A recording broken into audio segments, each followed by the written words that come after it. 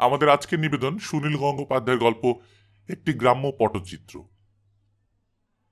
একদিন সকাল 10টা-11টায় দিলারা বিবিকে তালাক দিয়ে বসল ইরফান আলী 3-4 জন সাক্ষীর সামনে।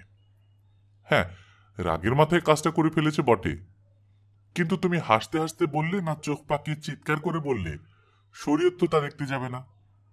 ধর্মের বিধান মানতেই হবে। হয়েছে কি, দুদিন আগেই বাড়ির পুকুর ধারের বেলগাছ থেকে 5টা পাকা বেল পাড়া হয়েছে। অত বেল কে খাবে? বাড়িতে অতিথি এলে বেলের পানা করে দিলে তারা খুশি হয়, তাতে চায়ের খরচও বাঁচে। সেটেলমেন্ট অফিসের 2জন কর্মচারী, পঞ্চায়েতের সুখেন্দুবাবু আর ইরফানের এক চাচার সঙ্গে কথাবার্তা বলছিল ইরফান, উঠোনে জামরুল গাছের ছায়ায় বসে। কাজের কথা শেষ হয়ে গেছে, তবু সেটেলমেন্টের বাবু দুটোর ওঠার নাম নেই। দুপুরবেলা একবার কোর্টে যেতে হবে ইরফানকে, তাই সে স্ত্রীর উদ্দেশ্যে হেঁকে বলল, দিলু, বেলে শরবত বানিয়েছিস তো সকালে, 5 গ্লাস দিয়ে যা। দিলারা সাড়া দিল না। সে ঘরের মধ্যেই আছে, শুনেছে নিশ্চয়ই। এই বর্ষায় নদীর ভাঙন হয়েছে খুব, এপারেই ভেঙেছে বেশি, স্কুল বাড়িটাও গেছে। চর জেগে উঠেছে ওপারে। সেই চরে এর মধ্যেই জবরদখল শুরু হয়ে গেছে। তা নিয়ে জোর আলোচনা চলছে কদিন ধরে, লাঠালাঠি আসন্ন। ওপার এক দারোগার শালাই দখল করে নিয়েছে অনেকখানি জমি। আরো কিছুক্ষণ কথা বলার পর ইরফান আবার হাঁক দিল, কইরে দিলু, শরবত পাঠালি না? গোয়াল ঘরের পেছনের জমিতে এবার পেঁয়াজের চাষ করেছে দিলারা, ভালোই কলি উঠেছে। সেখান থেকে মাটি মাখা হাতে বেরিয়ে এলো দিলারা।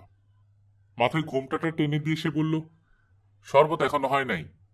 ইরফান বলল, হয় নাই? তুরন্ত বানায় ফেল, মেহমান এসছে দেখছিস না?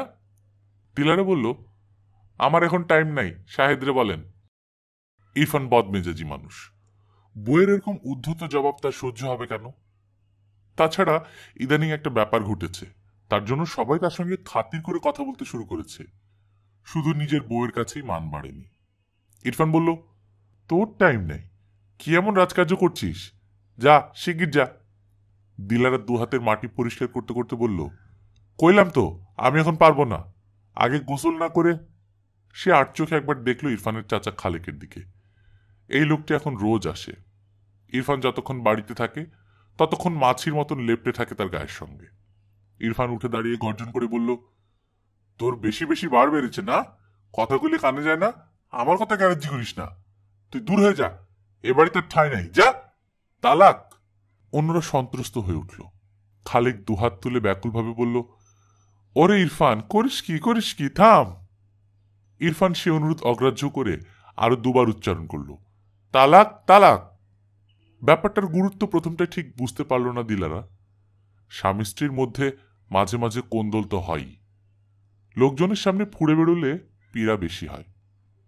সে আরো ফুসে উঠে বলল, ঠাই নাই মানে? সারাটা জীবন বাদির মতন খেটে খেটে মুখে রক্ত উঠে গেল, আপনি আমারে। হঠাৎ থেমে গেল দিলারা।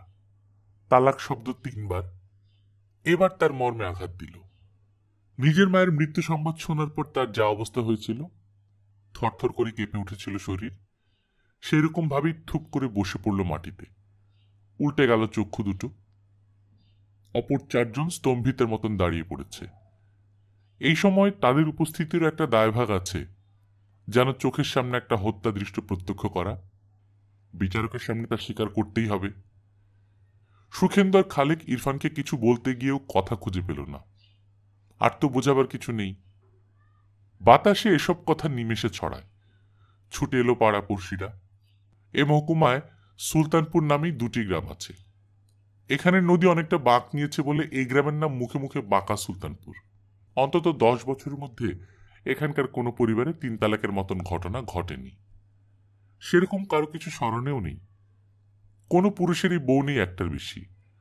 শুধু মোতাহার মোল্লা এ গ্রামে এক পরিবার থাকা সত্ত্বেও গোবিন্দপুর গঞ্জে সিরাজ শেখের মেয়ে ফতিমাকে বিয়ে করে গোপনে 2য় সংসার পেতেছিল।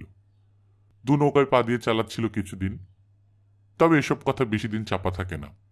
জানাজানি হতেই মোতাহার গ্রাম ছেড়ে পালায়। প্রথম পক্ষের বিবিকে তালাকও দেয়নি, আর এ মুখও হয় না। হঠাৎ ইরফান আলী এরকম একটা কাণ্ড করে বসল, তাও এত সামান্য কারণে, বেলের শরবত। জনগণের মধ্যে ফিসফিসানি চলতে লাগলো কয়েকদিন। নানান গুজবের মধ্য থেকেও আসল সত্যটা বেরিয়ে আসে। এমন কিছু করতেই তো পারে ইরফান। তার যে নতুন ডানা গজিয়েছে, রাগের মাথায় না ছাই। আগে থেকে ভেবে চিনতে কয়েকজন বাইরের লোককে সাক্ষী রেখে সে যাত্রাপালার মতন তেজি গলায় 3বার তালাক উচ্চারণ করেছে, যাতে কারো বুঝতে অসুবিধা না হয়। দিলারাকে ত্যাগ করার জন্য সে বদ্ধপরিকর। খোদা যাকে দেন তাকে ছপ্পর ফুড়েও দেন। ইরফানের এখন সেই অবস্থা। জমি চিরের বেশি নেই ইরফানের। বাপদাদার জমি শরিকি ভাগাভাগির পর ইরফান পেয়েছে 4 বিঘে। তাও আমন চাষটা ভালো হয়, পরেরটা তেমন সুবিধার না। সম্বৎসরের খোরাকিটা কোনো রকমে হয়ে যায়। এছাড়া বাজার একটা টেলারিং এর দোকান আছে তার। সে দোকানের আয়ও যৎসামান্য।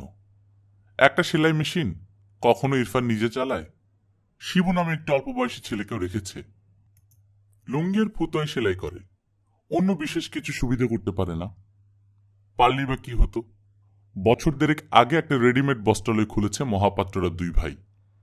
সে দোকান এখন চলছে রমরমিয়ে। সবকিছুই পাওয়া যায়, দামও একটু সস্তা। কেউ এখন আর ছিট কাপড় কিনে সেলাই করতে চায় না। বস্ত্রালয়ের পাশে সিদামের মুদিখানা, তার পাশে গণেশের চায়ের দোকান। সেই দোকানের বাইরে নুলো নিতাই বসে থাকে একটা টুল পেতে। আর কোনো কাজকর্ম সে পারে না, লটারির টিকিট বিক্রি করে। পাশের গ্রাম চর ভাংরাহাটির বাজারে শ্রীকৃষ্ণ গড়াইয়ের বড় লটারির দোকান। নুলো নিতাই তার সাব এজেন্ট। খ্যানখ্যানে গলায় নিতাই চায়ের দোকানের খদ্দেরদের টিকিট কেনার জন্য ঝুলোঝুলি করে। অনেক টাকার আশায় সবাই 1-2বার 5-10 টাকার টিকিট কিনেছে। কিছুই হয় না, টাকাটাই জলে যায়। 5-10 টাকার দামও কম নাকি? এখন আর কেউ কিনতে চায় না। নিতাইকে নতুন লোক ধরতে হয়, বার করতে হয় নতুন নতুন উপায়। ইরফান লটারির টিকিট কিনেনি। তার দোকান থেকে নিতে একটা পোতা সেলাই করার জন্য অগ্রিম দিয়েছিল 5 টাকা। মাল ডেলিভারির সময় বাকি 10 টাকা পরে দেবে বলে যায়, তারপর দেয় না। ইরফান একদিন রূঢ়ভাবে তাড়া দিতেই নিতাই কাচুমাচু হয়ে বলল, ভাইডি বড় টানাটানি যাচ্ছে, যদি একটা উপকার করো, এই সিকিম লটারির একখান টিকিট তুমি জমা রাখো। এই টিকিটের দাম 20 টাকা, তোমারে কিছু দিতে হবে না। আর যদি কপালে লেগে যায়, ফার্স্ট প্রাইজ 1 কোটি টাকা, তুমি রাজা বাচ্চা বনে যাবে। লোকে যে ভাবে কেউ পায় না, তা ঠিক নয় গো। হরিদেবপুরের নবীন সাতরা পেয়েছে 20 লাখ। তারপর ধরো করম শেখ, সেও একবার। কোন রকম আশাই করেনি ইরফান। নেহাত নিতাইকে ক্ষমাঘেন্না করে সে টিকিটটা নিয়েছিল। তার ভাগ্যে সিকেটা ছিড়ল। চর ভাংরাহাটির শ্রীকৃষ্ণ গড়াই নিজে এসে নম্বর মিলিয়ে বলে গেল, সিকিম রাজ্য লটারির 3rd প্রাইজ পেয়েছে ইরফান আলী। 10 লাখ টাকা। 10 লাখ! সে যে কত টাকা সে ধারণাই নেই ইরফান আলীর। একের পিঠে কটা শূন্য। কোথায় কত দূরে সিকিম রাজ্য, সেখান থেকে তারা বেছে নিল বাঁকা সুলতানপুরের ইরফান আলীকে। টিকিটটা কোথায় রেখেছিল মনেই ছিল না। একটু খোঁজাখুঁজিতেই পাওয়া গেল অবশ্য। এই টাকা কিভাবে পাওয়া যায়? সিকিম যেতে হবে। কত লোক যে কত কথাই বলে। এখন ইরফানের ধারে কাছে সবসময় বহু মানুষের ভিড়। সবাই উপদেশ আর পরামর্শ দেওয়ার জন্য ব্যস্ত। অনেক কিছু ইরফানের মাথায় ঢোকে না। তারপর এলো নিখিল মাস্টার। সে শুধু মাস্টার নয়, পার্টি করে, মিছিল করে। বছর 35 বয়স, ছিপছিপে চেহারা, গলায় জোর আছে। সে সবাইকে সরিয়ে দিয়ে ইরফানকে নিয়ে বসল দর্জিখানার ভেতরে। বাইরের আগুল এঁটে দিল। প্রথমে সে জিজ্ঞেস করল, টিকিটখানা কোথায়? ইরফান সতর্কভাবে বলল, আছে, কিন্তু এখন সঙ্গে নাই। নিখিল বলল, বেশ, কারো কি হাতে দেবে না, কেউ দেখতে চাইলেও দেখাবে না, আমাকেও না। তোমার ব্যাংকে অ্যাকাউন্ট আছে? ইরফান দুদিকে মাথা নাড়ল। নিখিল বলল, কি করতে হবে মন দিয়ে শোনো। 100 টাকা দিয়ে ব্যাংকে একটা অ্যাকাউন্ট খুলতে হবে। তার আগে তোমার ফটো তোলাতে হবে। নাম সই করতে জানো? ইরফান বলল, জানি স্যার, ক্লাস 3 পর্যন্ত পড়েছি। নিখিল বলল, ঠিক আছে, ফটো তুলিয়ে ব্যাংকে অ্যাকাউন্ট খুলবে। তারপর ব্যাংকের ম্যানেজারের হাতে টিকিটটা জমা দিবে। সঙ্গে 2-3 জনকে নিয়ে যাবে, সাক্ষী থাকবে তারা। স্টেট ব্যাংকের ম্যানেজার মনোজিৎ বাবুকে আমি চিনি, মানুষটা খাঁটি। তিনি টাকা পয়সা সব ব্যবস্থা করে দেবেন। তোমাকে আর কিছু করতে হবে না। তা হঠাৎ এত টাকা পেয়ে তুমি কি করবে ভেবেছ? ইরফান চুপ করে তাকিয়ে রইল। নিখিল বলল, কিছুই করো না, যেমন চলছিল তেমনি চালাও। ব্যাংকে টাকা থাক, তুমি একেবারে চেপে থাকো। হঠাৎ পাওয়া টাকা অনেকেরই ভাগ্যে সয় না, হঠাৎই শেষ হয়ে যায়। কত লোক এসে চিলুবিলু করবে, নানান ছুতোয় ভাগ চাইবে, টাকা উড়াবার কুপরামর্শ দেবে। ইরফান আলী, মাথা ঠিক রাখো, যেরকম মোটা চালে চলছিলে সেরকম চালাও, ও টাকা পরে কাজে লাগবে। নানান পার্টির লোক এসে চাঁদা চাইবে, দেবে না, বলবে 1 বছর পর। শুধু একজন লোককে তোমার এখনই 1010 টাকা অন্তত দেওয়া উচিত। কাকে বলো তো? ইরফান বলল, 10,000? কারে? নিখিল বলল, নিতাইকে। তুমি তো দাম দিয়েও টিকিট কেননি, নিতাই তোমাকে পাইয়ে দিয়েছে, সে গল্প শুনেছি। যদি ওই টিকিটটা নিজের কাছে রেখে দিত, ও বেচারা অসহায় নিঃস্ব মানুষ, ওকে কিছু দিলে তোমার পুণ্য হবে। নিখিলের কথা পুরোপুরি বিশ্বাস করল ইরফান। মাস্টারবাবু তো নিজের জন্য কিছু চায়নি, পার্টির জন্যও চায়নি, যা কিছু বলেছে তার ভালোর জন্যই। সত্যি, ব্যাংক থেকে তার সব ব্যবস্থা হয়ে গেল। ম্যানেজারবাবু তাকে দিলেন একটা সাদা রঙের পাসবই আর একটা নীল রঙের চেক বই। কি করে টাকা তুলতে হয় তা বুঝিয়ে দিলেন। ইনকাম ট্যাক্স ইত্যাদি কেটে কুটে ইরফানের নামে এখন জমা আছে 7,20,400 টাকা। তার বাপের জন্মে কেউ এত টাকার স্বপ্নও দেখেনি। নিতাইকে অবশ্য সে প্রাণে ধরে 10,000 টাকা দিতে পারেনি। প্রথমবার 10,000ই তুলে নিতাইকে দিল 5। এত বড় একটা কাণ্ডের পর নিজের জন্য কিছু খরচ করবে না, তাও কি হয়? আত্মীয় স্বজনকে একদিন দাওয়াত তো দিতেই হবে। বাড়ির টিউবকলটা কতদিন ধরে সারাবার কথা ভাবছিল, এবার না সারালেই নয়। আগে মাঝে মাঝেই যাকে মহাজনের কাছ থেকে চড়া সুদে টাকা ধার করতে হতো, এখন সেই মানুষটির যদি ব্যাংকে 7 লাখের বেশি টাকা থাকে, তাহলে কি তার চালচলন পুরোপুরি আগের মতন হতে পারে? এখন কত মানুষ তাকে খাতির করে কথা বলে। আগে যারা ইরফানকে পাত্তাই দিত না, এখন তারা ইরফানের সঙ্গে চোখাচোখি হলেই তেতো হাসি হাসে। ইরফানের কাছ থেকে যাদের কিছুই পাওয়ার আশা নেই, তারাও এখন ইরফানকে সম্ভ্রম দেখায়। টাকার এমনই গুণ। 5 জনের মধ্যে দাঁড়িয়ে কথা বলার সময় কেউ তার কথায় আমলই দিত না। এখন অন্যরা হঠাৎ থেমে গিয়ে বলে, হ্যাঁ ইরফান, তুমি কি বলছিলে? ঠিকই তো বলেছ। এরকম অবস্থায় পোশাক পরিচ্ছদ আগের মতো রাখলে চলে? বিড়ির আগুনে তার নীল রঙের কুর্তাটা 2 জায়গায় ফুটো হয়ে গেছে। পায়ের জুতো আর চটি দেখলেই বোঝা যায় কে চাষাভূষো, কে বাবু শ্রেণীর। তাদের সমাজের গণ্যমান্য ব্যক্তিরা দাড়িতে মেহেন্দি লাগায়। সবচেয়ে চমকপ্রদ কাজ করল ইরফান। একদিন গড়বন্দিপুরে গিয়ে চোখের ডাক্তারকে দেখিয়ে চোখে চশমা নিল। সোনালি ফ্রেমের চশমা। তার চেহারা তো মন্দ নয়, এমন চশমায় তার রূপ খুলে গেল। এখন সে সত্যিকারের বাবু।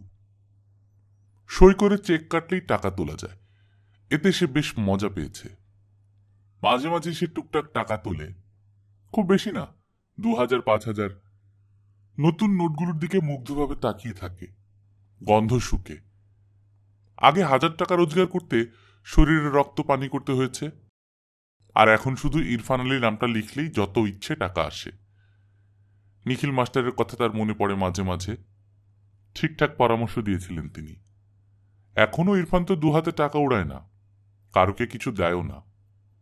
কেউ এসে বাপের অসুখ মায়ের অসুখ বলে কেঁদে পড়লে কিংবা টাকা ধার চাইলেও সে বলে, 1 বছরের আগে টাকা তোলা যাবে না রে ভাই, আমার উপায় নাই। তাদের টালির ছাদের বাড়িটাতে নতুন রং করার শখ ইরফানের অনেক দিনের। পাছে লোকের চক্ষু টাটায়, তাই সেই ইচ্ছেটাকে এখনো দমন করে রেখেছে। নিখিল মাস্টারকে একখান ধুতি আর কুর্তা কিংবা তার মায়ের জন্য একটা শাড়ি পাঠালে কেমন হয়? ইরফান প্রায় ভাবে কথা, কিন্তু এই ভাবনাটুকুই সার। নিখিল মাস্টারের কাছে সে কৃতজ্ঞ ঠিকই, কিন্তু সহসা সে আর তার সামনে যেতে চায় না। দূর থেকে কখনো সে নিখিল মাস্টারকে দেখলে চট করে অন্যদিকে সরে যায়। কেন সরে যায় তা সে নিজেই জানে না। বাড়িতে বউয়ের কাছে নতুন করে কিছু খাতির পায়নি ইরফান। 27 বছরের বিবাহিত জীবন, এর মধ্যে সংসারের অনেক দুর্যোগ সামলেছে দিলারা। একসময় ইরফানের বাপ রোগ ব্যাধিতে শয্যাশায়ী হয়েছিল পাক্কা 3 বছর। তখন তার গুমুত পরিষ্কার করা থেকে শুরু করে সব রকম সেবা তো দিলারাই করেছে, কোনোদিন মুখে রাগ আনেনি। একসময় খুবই খাটতে পারত সে, এতদিনে খাটতে খাটতে তার শরীরটা ভেঙেছে। এখন আর তার শরীরে রস নেই, শয্যায় সুখ দিতে পারে না। 54 বছর বয়সে ইরফান এখনো সে জওয়ান, কিন্তু তার বউ যেন একটা বুড়ি। শরীরে রস নেই, জিভেও যে একটু মিষ্টত্ব নেই দিলারার। মেজাজ হয়েছে খিটখিটে। সংসারের কাজ কিংবা স্বামী সেবার ত্রুটি নেই, বৃষ্টিতে ভিজে ইরফান যখন জ্বর বাঁধায় তখন তাকে ওষুধ খাওয়ানো, কপালে জলপট্টি দেয়া কিংবা রাত জেগে পাখার বাতাস সবই সে করবে, কিন্তু বকুনি দিতেও ছাড়বে না। দিলারার আরেকটি অযোগ্যতাও প্রকট। এ পর্যন্ত সে একটিও পুত্র সন্তান প্রসব করতে পারেনি। 3 কন্যা সন্তানের মধ্যে প্রথম দুটি বেশি দিন বাঁচেনি। ছোট মেয়েটির বয়স 7 বছর, আর তার সন্তান সম্ভাবনা নেই। ইরফান এখন বড়লোক হয়েছে, এখনই তো তার ভোগবিলাসের সময়, নইলে টাকা দিয়ে সে কি করবে? টাকা কেউ পরলোকে সঙ্গে নিয়ে যেতে পারে না, 5 ভূতের মধ্যে বিলিয়ে দিয়েই বা কি হবে? নারী সঙ্গ ছাড়া কি ভোগবিলাস হয়? এই গ্রামের মধ্যে ব্যভিচার চলে না, সবাই সবকিছু জেনে যায়। তাই দিলারাকে তালাক দেওয়ার মতলব ইরফান কিছুদিন ধরেই এঁটে রেখেছিল। শরীর ভাঙলেও সংসারের সাশ্রয়ের জন্য দিলারা যথাসাধ্য খাটে এখনো। লটারির টাকার মর্ম সে ঠিক মতো বোঝেনি। ইরফান তাকে দেয়নি নতুন কিছু। দিলারা বাগান চাষ ভালোবাসে, বাড়ির মধ্যে যেটুকু জমি তাতেই সে বেগুন, মূলো এসব ফলায়। লেবু আর লঙ্কা গাছ আছে। ফুলকপি করেছিল গত শীতে, এখন সে পেঁয়াজ নিয়ে মেতেছে। ইরফান জানত সকালবেলা বাগানের কাজে দিলারা সহজে আসবে না। শাহেদ নামে বাড়িতে যে এক কাজের ছেলে আছে, 5 ফরমাস কাটে, তাকে সে বেলের শরবত বানাতে বলতে পারত না? ও বানাতে আর এমন কি গুণ লাগে? সামনে সে দেখালো যে তার বউ তার কথার অবাধ্য, চোপা করে, তাই রাগের মাথায় সে তালাক উচ্চারণ করলে তাকে দোষের হয়। তালাক তো হয়ে গেল। এরপর 7 বছরের মেয়ে তিন্নিকে নিয়ে দিলারা যাবে কোথায়? তার 3 কুলে আর কেউ নেই। বাপের বাড়ির গুরুজনরা সবাই মরে হেজে গেছে। 27 বছর ধরে সেখানে আছে। পুরুষরা বেশিরভাগ সময় বাড়ির বাইরে থাকে, মেয়েরাই ধরে রাখে সংসারের স্ত্রী। এই সংসার ছাড়া দিলারা আর কিছুই জানে না, চেনে না। তালাক হয়ে গেলে স্বামীর বাড়ির অন্ন গ্রহণ করাও নিষিদ্ধ। মেয়েকে নিয়ে যেতে হবে এতিমখানায়, সেটাই বা কত দূরে। ঘরে আর ঢুকল না দিলারা। ফোপাতে ফোপাতে পুকুর পাড়ে গিয়ে একটা অশ্বত্থ গাছের তলায় বসে রইল। তিন্নি খেলতে গিয়েছিল এক ফুপাতো বোনের সঙ্গে। তাকে কেউ বাড়িতে দিয়ে গেল। মা কেন গাছতলায় বসে কাঁদছে তা সে বুঝলই না। দুপুরবেলা শাহেদ এসে দিয়ে গেল 1 থালা ভাত, ডাল আর লাউ ঘন্ট। দিলারা থালাটা দূরে ঠেলে দিল, তাকিয়ে রইল সেদিকেই। তার 27 বছরের সংসার কয়েকটা মাত্র শব্দে শেষ হয়ে গেছে। তার 27 বছরের স্বামী আর তার স্বামী নয়। তাহলে এই অন্ন সে মুখে তুলবে কোন অধিকারে? শুধু একবার চকিতে তার মনে প্রশ্ন জাগল, লাউ ঘন্টটা রান্না করল কে? শাহেদ নাকি? ও রান্নার কি জানে? ওই লাউ ঘন্ট ইরফানের মুখে রুজবে? রান্নাবান্না নিয়ে তার বেশ নাকছাটা আছে। বেশি পরিমাণ পেঁয়াজ হয়ে গেলে মাছের ঝোল মিঠা হয়ে যায়, তা ইরফান খাবেই না, মেজাজ দেখাবে। এইভাবেই কেটে গেল 2 দিন। তিন্নি মায়ের কাছে এসে বসে থাকে, মাঝে মাঝে জিজ্ঞেস করে, আম্মু তোর কি হয়েছে, ঘরে যাস না কেন? উত্তর দেয় না দিলারা, এক দৃষ্টে চেয়ে থাকে মেয়ের মুখের দিকে। এত মুখরা ছিল সে, এই 2 দিন মুখ দিয়ে একটাও শব্দ বার করেনি, যেন তার বার্ধক্য হয়ে গেছে। কন্যা সন্তান সংসারে অবাঞ্ছিত, তাই মেয়েকে প্রকাশ্যে এখনো স্নেহ মমতা দেখায়নি দিলারা। সেসব যেন সে ভুলেই গেছে। মাঝে মাঝে শাহেদ এসে তিন্নিকে প্রায় জোর করেই বাড়িতে নিয়ে যায় ইরফানের আদেশে। তিন্নি বাবাকে কিছু বলতে সাহস পায় না, বাবাকে সে ভয় পায়। পাড়া প্রতিবেশিনীদের মধ্যে 2 জন নারী দিলারাকে তাদের বাড়িতে আশ্রয় দিতে চায়, তাতেও সাড়া দেয় না সে। এরা দয়া দেখাতে চায়, ভালো কথা, কিন্তু কতদিন দয়া বজায় থাকবে? দিলারা মুখ ফিরিয়ে থাকে। বাড়িতে টিউবকল চালু হয়েছে। ইরফান আর গোসল করার জন্য পুকুর ঘাটে আসে না। অশ্বত্থ গাছটায় অনেক পাখির বাসা। পাখিরা ডাকাডাকি করে, ফুরুত করে উড়ে যায়, আবার এসে বসে। মনে হয় যেন দিন গত রাতে আবার দিনে একভাবে ঠায় বসে থাকা এই স্ত্রীলোকটিকে দেখে তারা বেশ অবাক হয়েছে। অবশ্য পাখিদের চোখের পাতা থাকে না বলে এমনিতেই তাদের দৃষ্টিতে সবসময় বিস্ময়ের ভাব থাকে, কিংবা হয়তো সেজন্যই এই দুনিয়াটাকে তাদের প্রতিনিয়ত বিস্ময়কর স্থান বলে মনে হয়।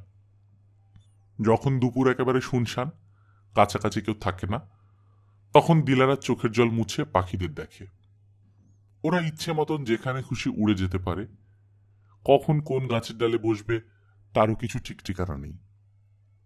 তালাক দিয়েছে বটে, কিন্তু ইরফান তো সম্পূর্ণ হৃদয়হীন মানুষ নয়। বাড়ির কাছেই গাছতলায় বসে আছে তার প্রাক্তন স্ত্রী, এক দানা অন্ন মুখে দেয়নি। এই সংবাদ শুনে তো সে বিচলিত বোধ করবেই। আকাশে মেঘ জমছে, 2-1 দিন পরেই শুরু হয়ে যাবে বৃষ্টি। তখনও সে ওখানেই বসে থাকবে? খালেক চাচাকে নিয়ে সে এসে দাঁড়ালো গাছতলায়। গম্ভীর গলায় বলল, শোনো তিন্নির মা, এইভাবে পুকুর ধারে তোমার বসে থাকা মোটেই শোভা পায় না। আমি না ভাবি তোমাকে তার বাড়ি ঠাঁই দিতে চাইছিলেন, তাও তুমি যাও নাই। হাকিমপুরে তোমার খালাতো ভাই সিরাজুল থাকে, তার বড়া গোস্তের কারবার ভালোই চলে। যদি সেখানে যাইতে চাও, সাহেব তোমারে পৌঁছায় দিয়ে আসবে। নাইলে এবারই প্রকাশ পেল তার আসল উদারতা। তার দেনমোহর দেবার কোনো বাধ্যবাধকতা নেই, তবু সে বলল, নাইলে বাজারে আমার যে টেলারিং এর দোকান আছে সেটা তুমি নিতে পারো। পিছনের কুঠুরিতে থাকার জায়গা হয়ে যেতে পারে। দোকান তুমি চালাও, আমি লাভের বখরা নিতে যাব না। দোকান তোমার। মেশিনের নিচে 1,500-230 টাকা আছে, তা দিয়ে প্রথম খরচ চালাবা। এই নাও চাবি। মাটির দিকে দৃষ্টি নিবদ্ধ করে বসে রইল দিলারা। একবারও সে তাকায়নি তার 27 বছরের স্বামীর দিকে। কোনো সারা শব্দও করল না। 2-3 বার একই কথা বলার পর চাবিটা ছুড়ে দিয়ে চলে গেল ইরফান। পরদিন ভোরবেলা পুকুরে জল সইতে এসে পল্লীর নারীরা দেখল অশ্বত্থ গাছের ডালে ঝুলছে দিলারার নিষ্পন্দ শরীর। অনেকগুলি পাখি ডাকাডাকি করছে ডালে ও ডালে। এই সময় তো পাখি ডাকেই। প্রতিবেশিনীদের অনেকেই মনে করল দিলারা ঠিক কাজই করেছে। শুধু শুধু ঝঞ্ঝাট বাড়িয়ে লাভ তো কিছু হতো না। বাজারের দোকান ঘরে কি কোনো স্ত্রীলোক থাকতে পারে? গোসল করবে কোথায়? এইসব মানুষদের স্মৃতি বড় তাড়াতাড়ি মুছে যায়। ছবি টবি থাকে না, কোনো চিহ্নও থাকে না বলতে গেলে। শুধু দিলারার যত্ন করা পেঁয়াজকলিতে পেঁয়াজ হয়, বেগুনে গত্তি আসে, মাচা থেকে দুলতে থাকে কচি কচি শশা। সেসব খাওয়াও হয়ে যায়। প্রথম কয়েকটি দিন তিন্নিকে নিয়ে রেখেছিল পাড়ার বউরা। সমবয়সী মেয়েরা খেলাধুলে তাকে ভুলিয়ে ভালিয়ে রেখেছে। তারপর তো বাড়ির মেয়েকে বাড়ি ফিরতেই হবে। মেয়েটার স্বভাব বড় ছটফটে, এক জায়গায় বেশিক্ষণ বসতেই পারে না। একটু ফাঁক পেলেই বাড়ির বাইরে দৌড়ে চলে যায়। অথচ পড়াশুনোতে মাথা আছে। এর মধ্যেই আঁক কষতে শিখেছে, বাংলাও পড়তে পারে যুক্তাক্ষরের বানান ভেঙে ভেঙে। গ্রামের স্কুলটি গতবার গেছে নদীগর্ভে। এখন মসজিদের পেছনে হোগলার ছাউনি দেয়া খানিকটা জায়গায় ক্লাস হয়, সেখানে যেতে তিন্নির খুবই উৎসাহ। কিন্তু তারপর আর বাড়ি ফিরতে যেন ইচ্ছেই করে না। দিলারার ইন্তেকালের ঠিক 5 মাস পর ইরফান শাদী করল লায়লা আঞ্জুমান বানুকে। তার চেয়ে প্রায় 20 বছরের ছোট, ফর্সা হিল হিলে চেহারা, সারা শরীর দিয়ে লাবণ্য যেন ঝলকে ঝলকে পড়ছে। পাতলা ঠোঁটে সবসময় দেখুন হাসি। এই উপলক্ষে গ্রাম শুদ্ধ সবাইকে ভোজ দিল ইরফান, পীরের মাজারে চাদর চড়ালো। এই বিয়েতে গ্রামের মানুষ বেশ খুশি। অন্যায় তো কিছু নেই। আগের স্ত্রীকে তালাক দেওয়ার ন্যায্য অধিকার আছে ইরফানের। তার সঙ্গে বনিবনা না হলে আর কি উপায়? উত্তরাধিকারী উপহার দিতে পারেনি সে। তার খোরপোশের ব্যবস্থা করেছিল ইরফান। সে সুখ তার কপালে সইল না, তাতে আর কি করা যাবে? তা বলে ইরফান কেন তার জাগতিক সুখ থেকে বঞ্চিত হবে? আগের অবস্থায় সে এমন একজন সুন্দরী যুবতীকে বউ করে ঘরে আনলে লোকে বলতে পারত গরিবের ঘোড়া রোগ। কিন্তু এখন সে এই তল্লাটে সবচেয়ে ধনী ব্যক্তি। টাকা থাকলে কত রকম সুখী তো কেনা যায়। লায়লাকে সবারই খুব পছন্দ। তার সরল সরল কথাবার্তা শুনতে বেশ মজাই লাগে। তবে তার বাপের বাড়ির লোকেরা মাঝে মাঝে এসে বড় উৎপাত করে।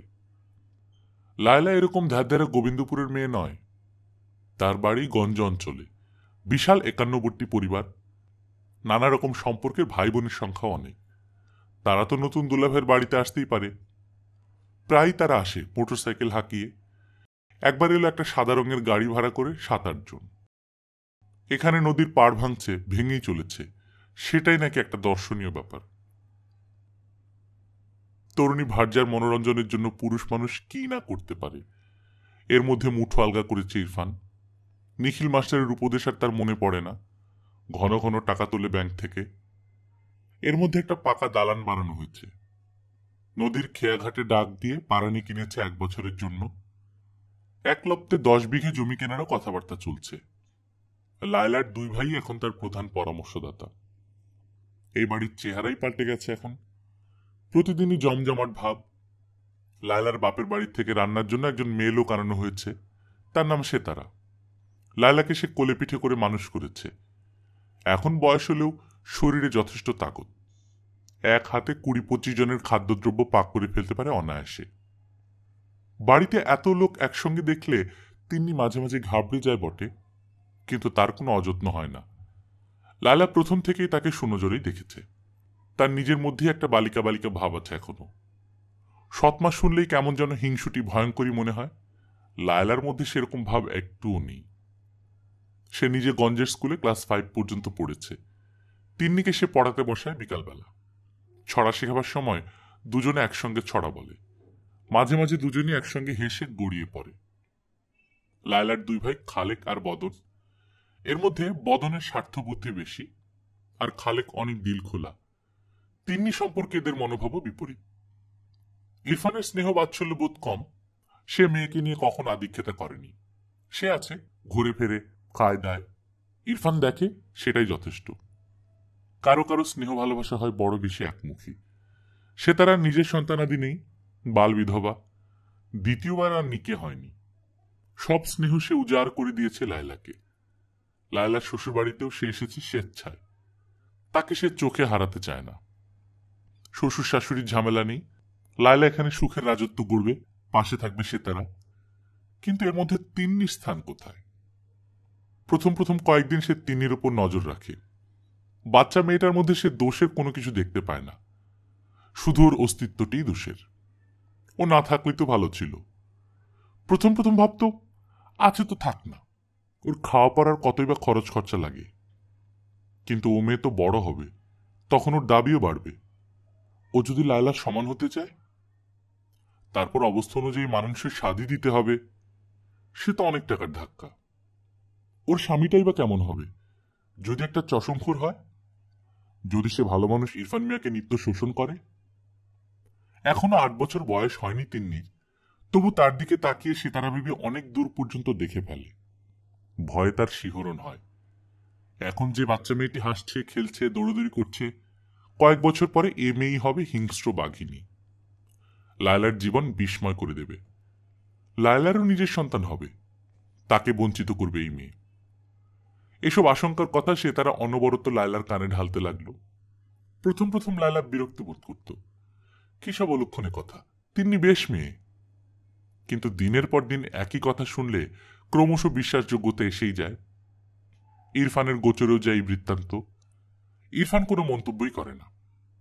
যৌবনের স্বাদ পেয়ে সে এখন উন্মত্ত। লায়লা একদিন সামান্য একটু মুখ ভার করলেই সে নতুন শাড়ি, গয়না এসব কিনে আনে। কয়েক মাসের মধ্যেই পোয়াতি হলো লায়লা। খবরটা দেওয়ার সময় মসজিদে 1 হাঁড়ি রসগোল্লা বিলি করল ইরফান। তার দৃঢ় ধারণা এবার সে পুত্র সন্তান পাবে। শুধু সম্ভব নয়, লায়লা তাকে সৌভাগ্য এনে দেবে, তার বংশ রক্ষা হবে। বউকে নিয়ে মাঝে মাঝে নদীতে বেড়াতে যায় ইরফান। সন্ধ্যের পর খেয়া চলে না। নৌকার মালিক এখন ইরফান নিজে। মাঝে ইদ্রিস রাত্রিবেলা তার বাড়িতেই খায়, সুতরাং তাকে দিয়ে বেশি কাজ করানো যায়। প্রতিদিন নদী পারাপার করে ইদ্রিস। এই নদী নবীগঞ্জে তার বাড়ি খেয়ে নিয়েছে। তার বউ এখন বাপের বাড়িতে মুখ ঝামটা খেয়েও বাধ্য হয়ে 3 ছেলে মেয়ে নিয়ে থাকে। ছেলেটার আবার পোলিও।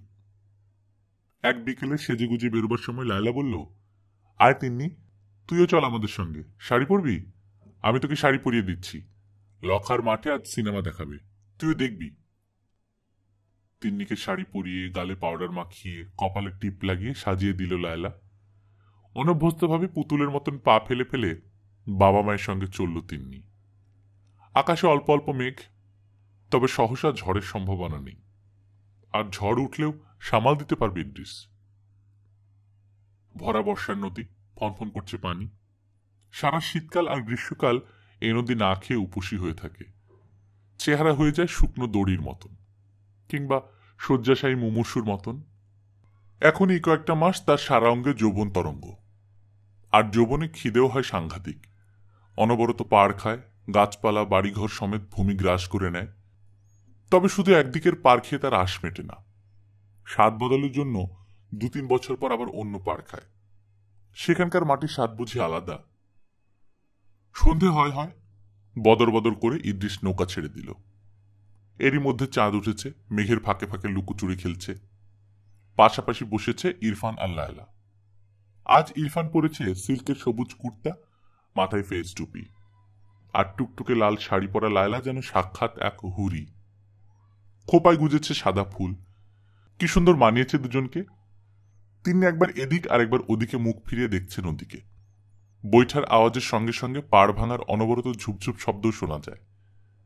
খানিক বাদে লায়লা বলল, তিন্নি, একটা ছড়া বল না, সেই শিয়াল পণ্ডিতের ছড়াটা। তিন্নির লজ্জা হয়েছে, সে মুখ খোলে না, ফিক ফিক করে হাসে। সে আজ সিনেমা দেখবে, আর কত লোক দেখবে তার শাড়ি পরা চেহারা। ফিরতে রাত হবে, তাই সঙ্গে আনা হয়েছে পরোটা আর আলু ভাজি। খানিক বাদে খাওয়া হলো সেসব। লায়লা যত্ন করে তিন্নিকে খাওয়ালো, বলল, আরেকটা পরোটা নে তিন্নি, এই তো এত ভাজি রয়েছে, কে খাবে, নে নে। কয়েক বোতল ভর্তি পানিও আনা হয়েছে। তাতেই হাত ধুয়ে খানিকটা গলায় ঢেলে নিল ইরফান আর লায়লা। তিন্নি হাত ধোয়ার জন্য ঝুঁকে নদীতে হাত ডোবাল।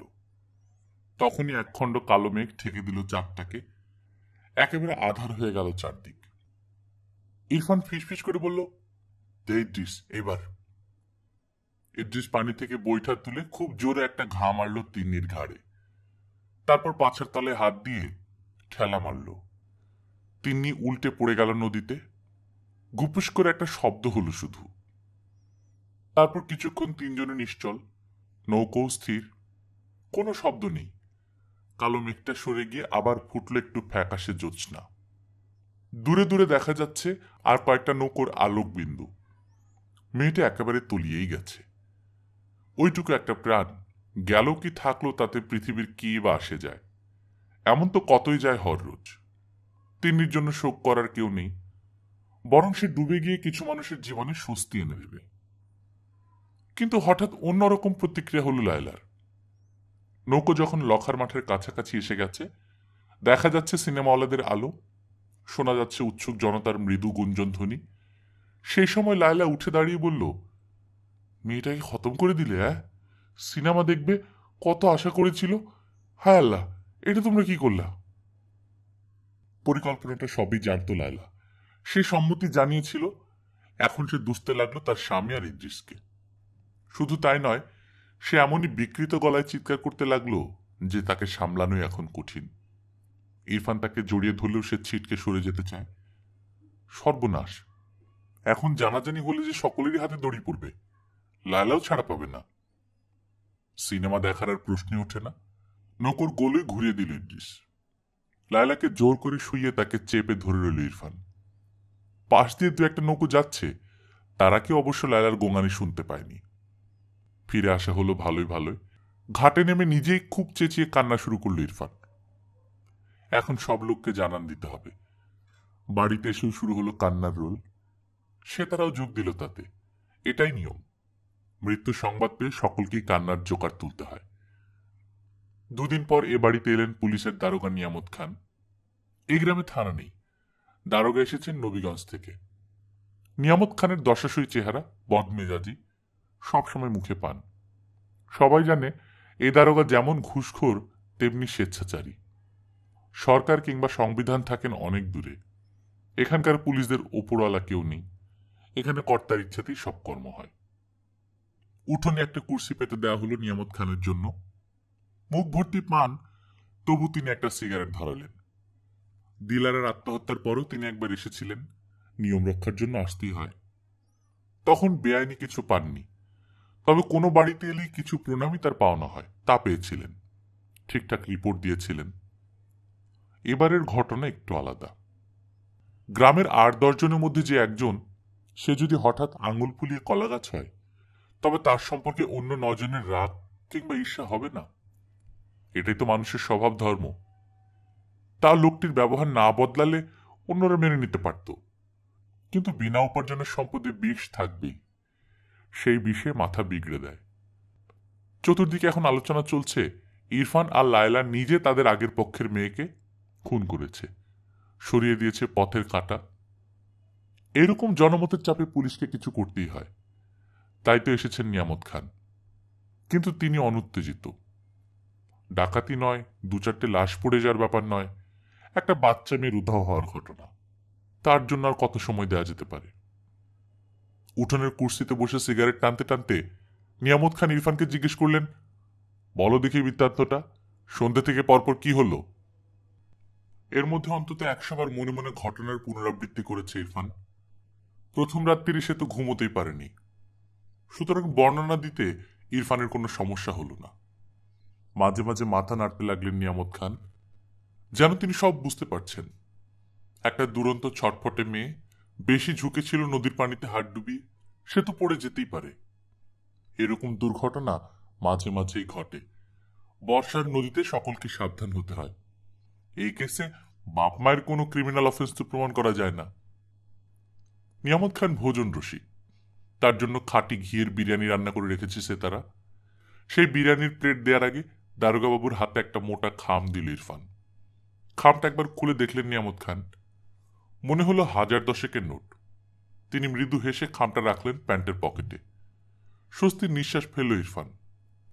মুখ তুলে উদারভাবে নিয়ামত খান বললেন, ইরফান সাহেব, আপাতত আপনাদের নামে কোনো কেসই দাঁড়ায় না, তবু একবার আপনার বিবির সঙ্গে কি কথা বলা যেতে পারে? ইরফান বলল, হুজুর, সেদিন থেকে আমার বিবি শয্যাশায়ী। খুব ভালোবাসতেন তো মেয়েকে। কারোর সঙ্গে বাতচিত করছেন না, শুধু কাঁদছেন। তবু যদি আপনি চান। নিয়ামত খান হাত তুলে বললেন, থাক থাক, এরকম সময় জেরা করা খুবই ইনহিউম্যান। বুঝতেই তো পারছি তার মনের অবস্থা, থাক। তারপর তিনি নিচু গলায় বললেন, ইরফান সাহেব, এখন কয়েকটা দিন বাড়ি থেকে আর নাইবা বেরোলেন, চুপচাপ থাকুন। পাড়ার লোক নানা কথা বলবে, কান দেবেন না। উঠে দাঁড়িয়ে চলে যাওয়ার জন্য পা বাড়িয়েও তিনি থেমে গেলেন। হঠাৎ মনে পড়ার মতো তিনি বললেন, ইদ্রিস আলী কোথায় গেল? তার সঙ্গে যে একটু কথা বলতে হয়। ইদ্রিস ডিউটি দিচ্ছে খেয়া খাটে। দারোগা নির্দেশ দিয়ে গেলেন সে যেন 1 ঘন্টার মধ্যে থানায় গিয়ে হাজিরা দেয়। আকাশ কাঁপিয়ে বাজ ডেকে বৃষ্টি নামলো একটু পর। খবর এলো নদী দুটো তালগাছ খেয়েছে 1 ঘন্টা আগে। একটা আখের ক্ষেতেরও যায় যায় অবস্থা। নদীর বুঝি এখন মিষ্টি খাবার স্বাদ হয়েছে, বাধা দেওয়ার কোনো উপায় নেই। মাথা একটা টোকা দিয়ে বৃষ্টির মধ্যেই ইদ্রিস যখন থানায় পৌঁছল, তখন দারোগাবাবু অফিসের টেবিলের উপর দুপা তুলে চুরুট টানছেন। দোক্তা পান, সিগারেট, চুরুট, এরকম একটা কিছু তামাকের নেশা তার সবসময় লাগে। চুরুট টানতে টানতে মাঝে মাঝে ভালো লাগার আবেশে তার চোখ বুজে আসে। ইদ্রিসের আপাদমস্তক দেখার পর তিনি নরমভাবে বললেন, তুমি ঘাটোয়াল ইদ্রিস মিয়া? আগে কখনো দেখিনি। তোমার তো বড় পরিশ্রমের কাজ। বসো বসো মিয়া, তোমাকে আমি বেশিক্ষণ আটকাবো না। সেদিন সন্ধ্যের পর ঠিক কি কি ঘটেছিল পরপর বলে যাও। আমাকে তো রিপোর্ট লিখতে হবে। 2 দিন সময় পাওয়া গেছে। এর মধ্যে ইদ্রিস আর ইরফান অনেকবার ঠিক করে নিয়েছে যাতে দুজনের বয়ানে কোনো অমিল না থাকে। ইদ্রিসের বুদ্ধি তো তেমন তীক্ষ্ণ নয়, তা সে পুরো বিবরণটি প্রায় মুখস্থ করে নিয়েছে। তোতা পাখির মতো গড়গড় করে বলে গেল সব। মাঝপথে একবারও বাধা দিলেন না নিয়ামত খান, যেন তিনি সন্তুষ্ট। এবার নিশ্চিন্ত রিপোর্ট দিয়ে দিলেই তো হয়। কিন্তু তিনি চুরুটটা নিভিয়ে সোজা হয়ে বসলেন। ইরফানকে তিনি কোনো জেরা করেননি, কিন্তু ইদ্রিসের কাছে একই কাহিনী শোনার পর তিনি জিজ্ঞেস করলেন, ইদ্রিস সাহেব, একটা বাচ্চা মেয়ে পানিতে ডুবে গেল, আপনারা তাকে বাঁচাবার কোনো চেষ্টা করলেন না? লোকে তো এই কথা জানতে চাইবেই। ইদ্রিস উত্তেজিত হয়ে বলল, চেষ্টা করিনি? কি বলছেন স্যার? আমি মেয়েটাকে ধরার জন্য তৎসাতেই নদীতে লাফ দিয়েছি। খানিক দূরে রতন সাহেবের না ছিল। আমার হাঁক শুনে সে কাছে আসে, সে সব জানে। তাকে জিজ্ঞেস করবেন স্যার। নিয়ামত খান বললেন, আপনি নদীতে লাফাবেন সে তো স্বাভাবিক, সারা জীবন পানির সঙ্গে সহবাস, আপনি তো পানির পোকা। তবু মেয়েটাকে বাঁচাতে পারলেন না। ইদ্রিস কাঁদো কাঁদো হয়ে বলল, বহুত আফসোস কি বাত হুজুর, এরকম মুসিবত আমার জীবনে কখনো হয়নি। অতটুকু মেয়ে পানিতে পড়ে গেল, আমি একটু দেরি করিনি। তবু তাকে খুঁজে পাওয়া গেল না। খোদা কা কেয়া মর্জি। দারোগা বললেন, খোদার নামে অহেতুক দায় চাপিও না ইদ্রিস। তিন্নি পড়ে গেল নৌকোর ডান ধারে, আর তুমি লাফ দিলে অন্য ধারে, তাই না?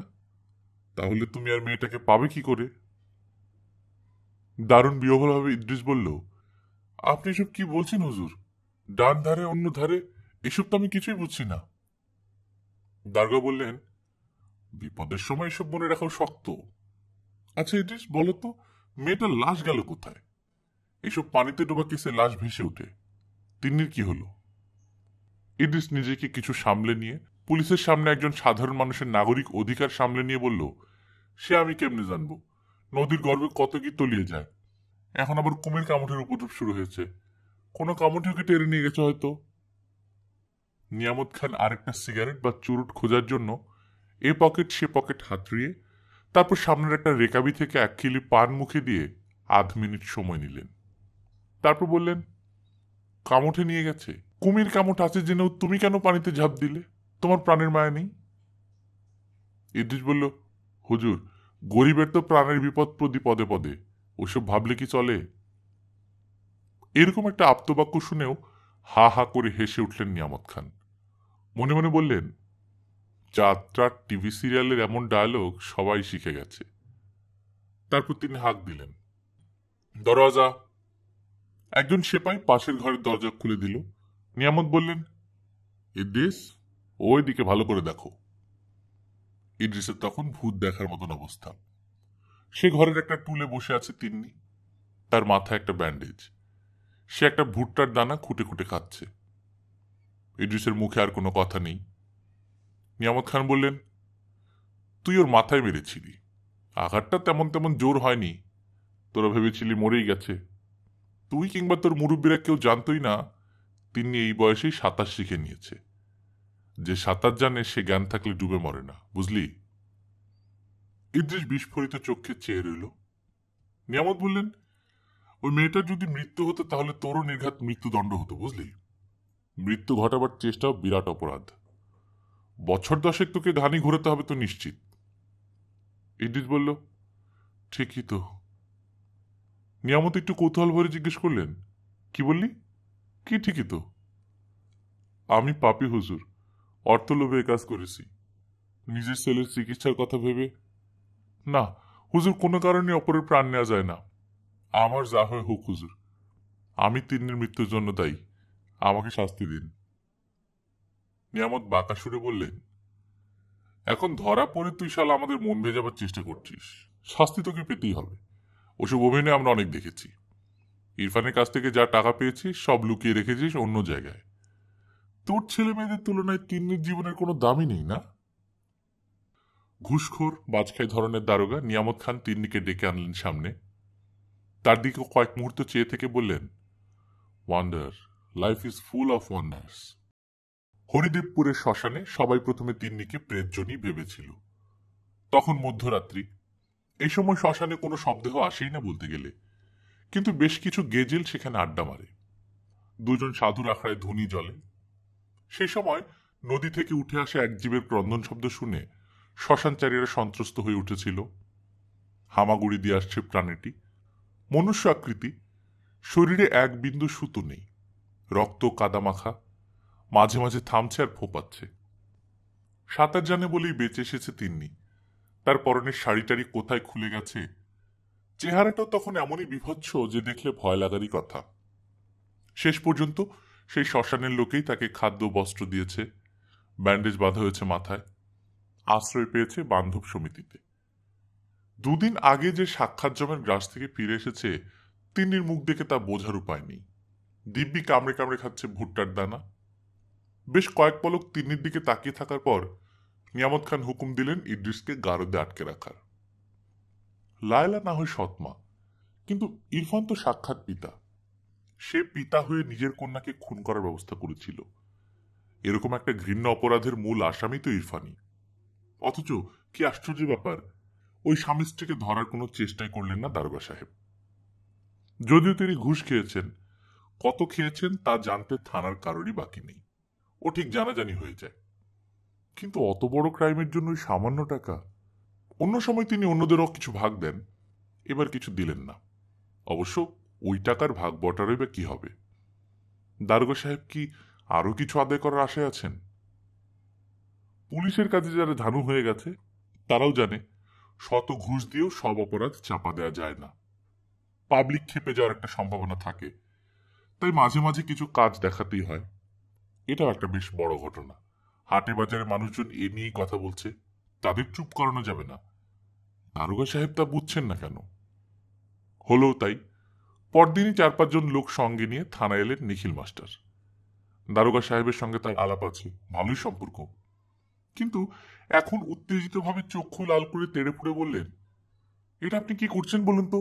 একটা বাচ্চা মেয়ে খুন হতে যাচ্ছিল, সেই খুনিদের আপনি ধরবেন না? তাদের শাস্তি হবে না? বেশিক্ষণ পা ঝুলিয়ে বসলে নিয়ামত খানের পা ফুলে যায়, তাই টেবিলের উপর পা তুলে বসা তার অভ্যেস। নিখিল মাস্টারকে দেখে তিনি পা নামালেন, শান্তভাবে বললেন, খুনি বলছেন কাদের? খুনটা হলো কোথায়? মেয়েটা তো দিব্যি বেঁচে আছে। আরো রেগে গিয়ে নিখিল মাস্টার বললেন, মেয়েটা বেঁচে আছে ওর আয়ুর জোরে। ওকে তো মেরে ফেলতেই চেয়েছিল, মাথায় আঘাত করেছে, ভরা নদীতে ফেলে দিয়েছে। ইন্টেনশন টু মার্ডার, এটা ক্রাইম নয়? এর জন্য লাইফ টার্ম হতে পারে। নিয়ামত খান বললেন, দাঁড়ান দাঁড়ান, অত চিৎকার করছেন কেন? আপনারা সবাই বসুন। নৌকায় ছিল 3জন অ্যাডাল্ট আর ওই খুকি। বড়রা 3জনই বলছে এটা দুর্ঘটনা। শুধুই বাচ্চা মেয়ের কথায় ক্রাইম প্রমাণ করা যাবে? বাবা আবার বিয়ে করলে অনেক ছেলে মেয়েই তা মেনে নিতে পারে না, তারা বানিয়ে বানিয়ে মিথ্যা কথা বলে। টেবিলের উপর প্রচন্ড চাপড় মেরে নিখিল মাস্টার বললেন, আপনি বায়াসড, আপনি ঘুষ খেয়েছেন। দুদিকে মাথা নাড়তে নাড়তে জিভ দিয়ে চুক চুক শব্দ করে দারোগা বললেন, হুম, না না, হাতে নাতে ধরা না পড়লে ঘুষ খাওয়ার অভিযোগ করা কি ঠিক? এটা কি ভদ্রতা সম্মত স্যার? নিখিল মাস্টার বললেন, রাখুন আপনার ভদ্রতা। একটা নিষ্পাপ মেয়ে, অতটুকু বয়স, তাকে ওরকম নৃশংসভাবে হত্যার চেষ্টা, তাও নিজের বাবা।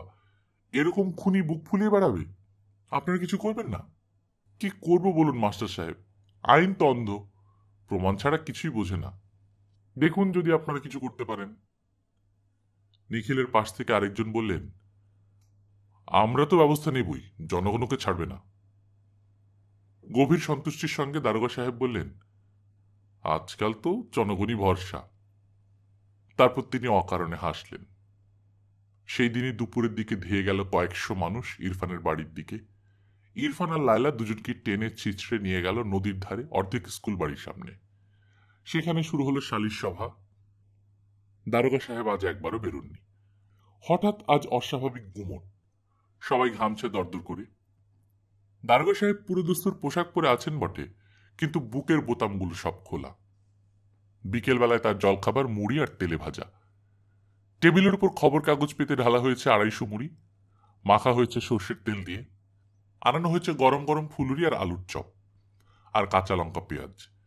দারোগা সাহেব টিয়া পাখির মতন কচকচ করে লঙ্কা খেতে পারেন। তিনি এসআই নিত্যলাল সাহাকেও ডেকে নিলেন। নিত্যলাল খুবই ঢ্যাঙা, 6 ফুটের বেশি, গায়ের জামা ঢলঢল করে। তার চোখ দুটো লাল থাকে সবসময়, কিন্তু সে গাঁজা খায় না, কোনো রোগ আছে চোখের। একগাল মুড়ি চিবোবার পর নিত্যলাল বলল, আজ যেখানে স্কুল বিল্ডিং ফান্ডের মিটিং ছিল দুপুরে, সেখানে এখন চলছে সালিশি সভা। দারোগা সাহেব বললেন, নিত্যলাল বলল, দুটো গাধা জোগাড় করেছে, একটা নাপিতকে বসিয়ে রেখেছে সেখানে। ওদের ভয় দেখানো হচ্ছে। শাস্তি হিসেবে দুজনের মাথা ন্যাড়া করে ঘোল ঢেলে উল্টো গাধায় চাপিয়ে 2-3খানা গা ঘোরাবে। ওরা কিছুতেই দোষ স্বীকার করছে না। লঙ্কায় কামড় দিয়ে দারোগা সাহেব বললেন, তাই বুঝি? নিত্যলাল বলল, স্যার একটা কথা জিজ্ঞেস করব। এখন নদীর যা তেজ, সাঁতার না জানলে বাচ্চা মেয়েটা নিঘাত ডুবে মরত। খুনের অভিযোগ স্পষ্ট, তবু আমরা ওই স্বামী স্ত্রীর বিরুদ্ধে কোনো অ্যাকশন নিলাম না, ঠিক মতো এনকোয়ারি করা হলো না। তা নিয়ে পাবলিক নানান কথা বলাবলি করছে। অনেক লোক খুব ক্ষেপে আছে। সালিশিতে হঠাৎ যদি মারধর শুরু করে, গণধোলাইতে ইরফান আর তার বউকে যদি একবারে মেরেই ফেলে, তাহলে স্যার আমাদের থানার নামে। একটা হাত তুলে প্রশান্তভাবে দারোগা বললেন, মারবে না মারবে না, ওরা বড় লোক। বড় লোক কখনো গণধোলাইতে মারা যায় শুনেছ? কখনো না। গরিব মানুষদেরই পিটিয়ে মারা সহজ। একটুক্ষণ চুপ করে থেকে নিত্যলাল আবার বলল, আপনি আসলে কালপিটকে কিছু বললেন না, আর ইদ্রিস মিয়াকে আটকে রাখলেন। এতে লোকের মনে, মানে কয়জন আমাকে শুনিয়ে শুনিয়ে বলেছে ইদ্রিস একটা গরিব মানুষ, ওর টাকা পয়সা খরচা করার সামর্থ্য নেই, তাই পুলিশ ওকে শাস্তি দিচ্ছে। আর ওর মালিকরা। এবারে হাত তুলে নিত্যলালকে থামিয়ে দিয়ে দারোগা সাহেব বললেন, এসব কথা লোকে বলছে না তুমি নিজে আমাকে বলছো?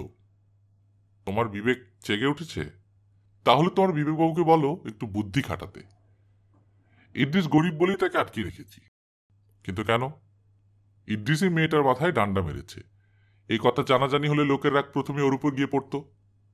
একদল লোক ওর উপর ঝাঁপিয়ে পড়ে ওকে চিড়ে চ্যাপটা করে দিত যদি। আমরা ওকে বাঁচাতে পারতাম? ওকে বাঁচাবার জন্যই গারদে ভরে রেখেছি। আরো বলছি শোনো। দেশলে আছে? দাও। ফস করে একটা সিগারেট ধরিয়ে দারোগা বললেন, ওই ইরফান হারামজাদা আর ওই চেনালি বউটার নামে অনেকগুলো কেস সাজিয়ে কাঠগড়ায় তোলা যেত ঠিকই, কিন্তু খুন তো হয়নি, তাই ওদের ফাঁসি হতো না। বড় জোর 8-10 বছরের মেয়াদ। তাতে ওদের আর কি এমন শাস্তি হতো? 8 বছর পর ড্যাং ডিঙিয়ে জেল থেকে বেরিয়ে আবার সুখের পায়রা ওড়াতো। আসল শাস্তি হতো কার? ওই মেয়েটার। এই 8-10 বছর সে কোথায় থাকতো? কে খেতে দিত? এই যুগে কেউ বেশি দিন স্নেহ দয়া মায়া দেখায় না। পয়সা চাই, পয়সাটাই আসল, বুঝলে? এখন জনসাধারণের যুগ, জনসাধারণকে কেসটা হ্যান্ডেল করতে দাও। বিবেককে ঘুম পাড়িয়ে রেখে আরো দুটো আলুর চপ খাও আর চায়ের ব্যবস্থা দেখো। নিত্যলাল চুপ করে গেল বটে, কিন্তু মুখ দেখে মনে হয় এখনো তার মনটা যেন খুঁতখুত করছে। থানার উপরি রোজগার যখন ভাগ বাটোয়ারা হয় তখন সেও কিছু পায়, তখনও তার মন খুঁতখুত করে। যেখানে সালিশি সভা বসেছে সেখান থেকে থানার দূরত্ব বড় জোর মাইল 2। ঘন ঘন সেখানকার খবর এসে পৌঁছচ্ছে থানায়। দারোগা সাহেবের কড়া নির্দেশ, কোনো পুলিশ সে সবার ধারে কাছে যাবে না। এখন পুলিশের উপর মানুষের ভীষণ রাগ। সন্ধ্যের দিকে খবর হলো সালিশি সভায় খুব শোরগোল চলছে। কি যেন একটা মিটমাট হয়েছে। দোষ স্বীকার করেছে স্বামী স্ত্রী। রসগোল্লা আসছে বিষ্টু মারার দোকান থেকে। এ কথা শোনা মাত্র দাঁড়িয়ে উঠে দারোগা বললেন, রসগোল্লা? তার মানে তো নিশ্চিত খোঁজ খবর। রসগোল্লা খেলে সকলেরই মেজাজ ভালো হয়ে যায়, তখন আর পুলিশের উপরে রাগ থাকে না। কোমরের বেল্ট আটতে আটতে তিনি হেঁকে বললেন, চলো হে নেত্রলাল, আমরাও রসগোল্লা খেয়ে আসি। তবে গানটাও সঙ্গে নিও, বলা তো যায় না। নিজের রিভলভারটাও তিনি গুজে নিলেন। এই থানার একটা গাড়ি ছিল বটে, অনেকদিন আগেই সেটা বরবাদ হয়ে গেছে। নতুন গাড়ির স্যাংশন হয়নি। তবে দারোগা সাহেবের নিজস্ব মোটর বাইক আছে। নিত্যলালকে চাপিয়ে নিলেন পেছনে। জিপ গাড়ির চেয়েও মোটর বাইকের আওয়াজের দাপট বেশি। পুরো জনতার দৃষ্টি কেন্দ্রীভূত হলো পুলিশ দয়ের দিকে। স্কুল বাড়ির আধখানা চলে গেছে নদীগর্ভে, বাকি অর্ধেক ঝুলছে বলা যায়। একটা বড় আম গাছ কাত হয়ে পড়েছে, তার শেকড় থেকে খসে গেছে অনেকটা মাটি। হঠাৎ দেখলে মনে হয় গাছটা যেন বাঁচবার জন্য আর্তভাবে হাত বাড়িয়ে দিয়েছে, কিন্তু তাকে বাঁচাবার কোনো উপায় নেই। লাল শালুতে স্কুল বিল্ডিং ফান্ড কমিটির আবেদন লেখার নিশানা বাঁধা আছে দুটো বাঁশের খুঁটিতে। সামনে দুটো চৌকি পাতা, সেটাই মঞ্চ। স্কুলের মিটিং হয়ে গেছে দুপুরে, সেটা বিশেষ জমেনি। সালিশি সভার জন্য শেষ করে দিতে হয়েছে তাড়াতাড়ি। একটা ক্যানস্তারে কিছু 50-100 টাকার নোট পড়ে আছে। এইসব সভায় বক্তারা গলা ফাটিয়ে নিজেদের সরকারকে বাঁচিয়ে কেন্দ্রীয় সরকারের মুন্ডুপাত করে, নিজেদের পকেট উপুর করতে চায় না। সেই মঞ্চের ঠিক সামনে ধরা পড়া চোরের মতন মুখ নিচু করে বসে আছে ইরফান আর লায়লা। শোনা যাচ্ছে একটু একটু ফোপানির শব্দ। 2 হাঁড়ি রসগোল্লা পৌঁছেছে সবে মাত্র। কিছুক্ষণ আগেও মঞ্চের উপর বসিয়ে রাখা হয়েছিল, এখন আর তাকে দেখা যাচ্ছে না। সে মিশে গেছে ভিড়ের মধ্যে। দারোগা সাহেবকে দেখিয়ে এগিয়ে এলেন নিখিল মাস্টার। হাসি মুখে জিজ্ঞেস করলেন, খবর পেয়েছেন তো সব? জনগণের বিচারে কি ফয়সালা হলো? নিখিল মাস্টার বললেন, মেয়েটা যখন প্রাণে বেঁচেই গেছে আর ওকে ভালোভাবে বাঁচিয়ে রাখাই আমাদের প্রধান কাজ, তাই দোষ স্বীকার করলেও বাবা মাকে কঠিন শাস্তি দেওয়া হলো না। ক্ষতিপূরণ আর জরিমানা দিতে রাজি করিয়েছি। ভুরু নাচিয়ে নিয়ামত খান জিজ্ঞেস করলেন, কত? নিখিল মাস্টার বললেন, ব্যাংক থেকে আগেই হিসেব বানিয়েছিলাম, এর মধ্যে অনেক টাকাই উড়িয়েছে। যা বাকি ছিল স্কুল বিল্ডিং ফান্ডে দিয়েছে 50,000, আর মেয়েটার নামে 2.5 লাখ। মোটামুটি আগের অবস্থায় ফিরিয়ে এনেছি। এখন থেকে ইরফান আলীকে আবার খেটে খেতে হবে, আর ফুটানি চলবে না। ঊর্ধ্ব নেত্র হয়ে দারোগা সাহেব হিসেব করলেন, 2.5 লাখ? ফিক্সড ডিপোজিট যদি 9% হয় তাহলে হলো গিয়ে 9 দুগুণে 18 আর 4.5 মানে 22,500 বছরে, প্রতি মাসে প্রায় 2,000-এর মতন। যথেষ্ট। মেয়েটা থাকবে কোথায়? নিখিল মাস্টার বললেন, ওই যে দেখছেন এখলাসউদ্দিন, টাক মাথা মানুষটি, স্কুলে আমার সহকর্মী। ওর স্ত্রী অতি ভালো মানুষ, 2 ছেলে মেয়ে আছে। মেয়ে থাকবে ওদের বাড়িতে, সেখানে লেখাপড়া শিখে মানুষ হবে। দারোগা সাহেব বললেন, বাহ। তারপর নিখিল মাস্টারও তিনি পরস্পরের দিকে তাকিয়ে মৃদু হেসে ভুরু নাচালেন, যেন দুজনেই কোনো ষড়যন্ত্রের অংশীদার। পর মুহূর্তে তিনি মেজাজ পাল্টে গলা চড়িয়ে বললেন, টাকা দিয়েছে বলেই মাথা কিনে নিয়েছে নাকি? এত বড় অপরাধের শাস্তি হবে না? নাপিত চলে যায়নি তো? ও দুটোর মাথা কামিয়ে গাধায় চাপিয়ে ঘোরানো হোক। কয়েক পা এগিয়ে তিনি পকেট থেকে 10,000 টাকার বান্ডিল সমেত খামটা অবহেলার সঙ্গে ফেলে দিলেন স্কুল বিল্ডিং এর ফান্ডের ক্যানেস্তারায়। আপনারা শুনছিলেন সুনীল গঙ্গোপাধ্যায়ের গল্প একটি গ্রাম্য পটচিত্র। আপনারা যারা প্রথমবার মতো শুনছেন, কাইন্ডলি সাবস্ক্রাইব করে নেবেন। গল্প পাঠ ভালো লাগলে বন্ধুদের সাথে শেয়ার করবেন।